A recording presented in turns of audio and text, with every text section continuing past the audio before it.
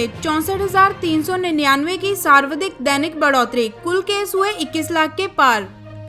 भारत में corona virus के मामलों में 64,399 की सर्वाधिक दैनिक बढ़ोतरी के साथ कुल मामलों की संख्या 21,53,010 हो गई है। कोरोना वायरस के 14,80,884 मरीज डिस्चार्ज हो चुके हैं और 6,88,747 केस अभी भी एक्टिव हैं, जबकि देश में कोरोना वायरस से मरने वालों की संख्या बढ़कर 43,389 हो गई है। गैंगस्टर विकास दुबे का साथी गले में तख्ती लटकाकर सरेंडर करने पुलिस स्टेशन पहुंचा। कानपुर एनकाउंटर में 8 पुलिस कर्मियों की हत्या का एक आरोपी और गैंगस्टर विकास दुबे का साथी उमाकांत उर्फ गुड्डन शनिवार को सरेंडर करने चौबेपुर पुलिस स्टेशन पहुंचा।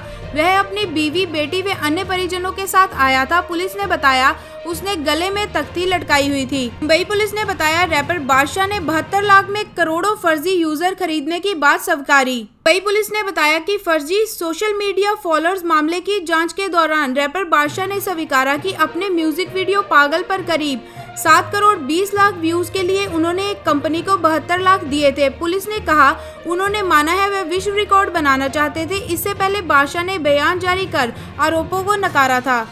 मनोज तिवारी ने कहा अमित शाह का कोविड-19 टेस्ट आया नेगेटिव, मंत्रालय बोला कोई टेस्ट नहीं हुआ। गृह मंत्री अमित शाह का कोविड-19 टेस्ट नेगेटिव आने के बीजेपी सांसद मनोज तिवारी के दावे के बाद गृह मंत्रालय ने स्पष्ट किया है कि शाह का फ्रेश कोविड-19 टेस्ट नहीं हुआ है। तिवारी ने अपना ट्वीट डिलीट कर लिया है। संक्रमित होने पर शाह ने संपर्क में आए लोगों को खुद को आइसोलेट कर जांच करवाने का अनुरोध किया था। सुशांत की मौत मामले में बोले संजय राउत, महाराष्ट्र सरकार के खिलाफ रची जा रही साजिश। शिवसेना नेता संजय राउत ने कहा है कि सुशांत सिंह राजपूत की मौत को लेकर बिहार और दिल्ली में जिस तरह की राजनीति हो रही है, मेरा मानना है कि महाराष्ट्र सरकार के खिलाफ एक साजिश रची जा रही है। उन्होंने आगे कहा मुंबई पुलिस एक सक्षम बल है और वो सच सामने लाने की पूरी कोशिश कर रही है। भारत और पाकिस्तान के बीच जारी जल विवाद की मध्यस्थता नहीं कर सकते विश्व बैंक के जल विद्युत परियोजनाओं को लेकर भारत सरकार के बीच जल विवाद के निपटारे के लिए मध्य व्यवस्था न्यायालय की नियुक्ति करके स्वतंत्र निर्णय लेने के असमर्था जाहिर की है। कश्मीर में सुबह की सैर पर निकले बीजेपी नेता पर चली गोली, 5 दिन में ऐसा तीसरा हमला। जम्मू कश्मीर के बडगाम में रविवार को सुबह की सैर पर निकले बीजेपी नेता हादिम नजर पर आतंकियों ने गोली चला दी। जम्मू कश्मीर में किसी बीजेपी नेता या कार्यकर्ता पर पिछले 5 दिन में यह तीसरा हमला है। लॉकडाउन के बाद आर्थिक तंगी झेल रहा 40 वर्षीय व्यापारी अफीम बेचने के प्रयास में अरेस्ट। तेलंगाना पुलिस ने वाहन चेकिंग के दौरान राजस्थान के 40 वर्षीय व्यक्ति को करीब 1.5 लाख मूल्य की अफीम के साथ गिरफ्तार किया है। पुलिस के अनुसार तेलंगाना में उसकी टाइल्स की 2 दुकानें हैं, लेकिन लॉकडाउन में उसका काफी नुकसान हुआ है। एक दोस्त ने घाटे से उबरने के लिए अफीम बेचने की सलाह देकर उसे 300 ग्राम अफीम बेची थी। हिमाचल में कोरोना के 114 नए केस, कुल मामले 3,264, अब तक 2,081 मरीज हुए ठीक। हिमाचल प्रदेश सरकार ने बताया कि शनिवार को राज्य में कोविड-19 के 114 केस नए मिलने के बाद कुल मामलों की संख्या बढ़कर 3,264 हो गई है, जिनमें से 1,143 मामले अभी भी सक्रिय हैं।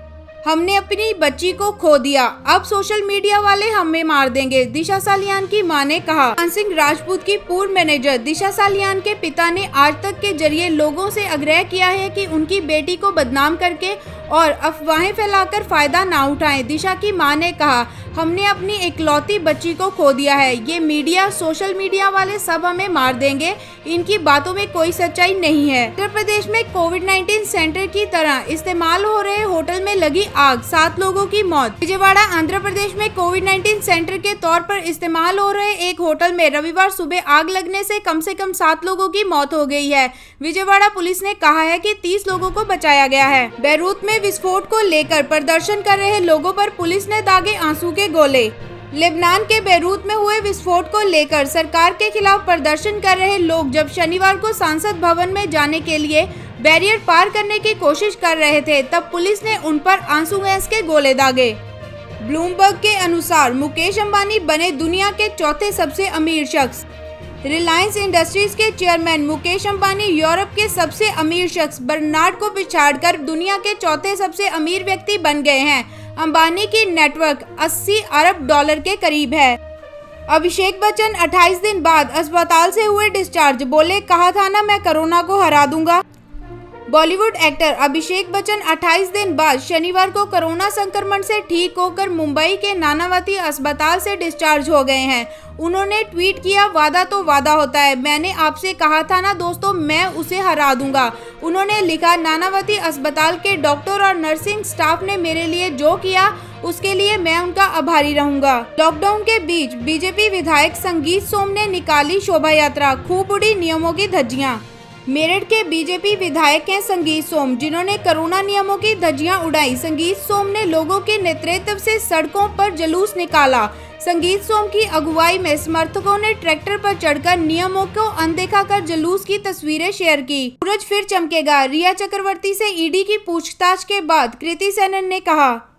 सुशांत सिंह राजपूत के निधन मामले में रिया चक्रवर्ती से ईडी की पूछताछ के बाद कृति सेनन ने इंस्टाग्राम पर लिखा, अभी बादल घिरे हैं, सब अस्पष्ट है, लेकिन कहते हैं सच सूरज की तरह होता है, उसका अस्तित्व मिटता नहीं है। उन्होंने कहा, इसलिए अटकलें मत लगाइए, धैर्य रखिए, कभी कभार तूफान ही सूरज से फिर से चमकने के लिए रास्ता बनाता है। महाराष्ट्र में कोरोना के एक दिन में सर्वाधिक 12,822 केस दर्ज, कुल मामले 5 लाख के पार। महाराष्ट्र स्वास्थ्य विभाग के अनुसार कोरोना वायरस के 12,822 नए मामले मिलने के बाद कुल मामलों की संख्या बढ़कर 5,03,084 हो गई है, जिनमें से सक्रिय मामलों की संख्या 1,47,050 है।